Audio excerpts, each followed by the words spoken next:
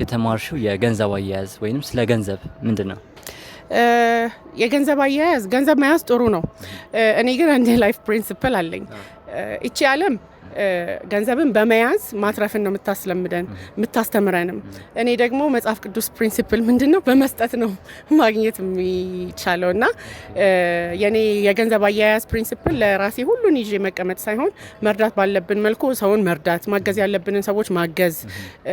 ያ ስልህ እስከ ተሟጠህ አንተ አቅም እስክታጣ ምናምን አይደለም። ግን በቃ አንድ ያለው ሁለት ያለው አንዱን ያካፍል ነው የሚለው የእግዚአብሔር ቃል። ስለዚህ በምንችለው መልኩ እግዚአብሔርን ባዘዘን መልኩ ለሰዎች መቆረስ ስንችል ያኔ ደግሞ ብዙ ገቢ መምጣት ይጀምራል።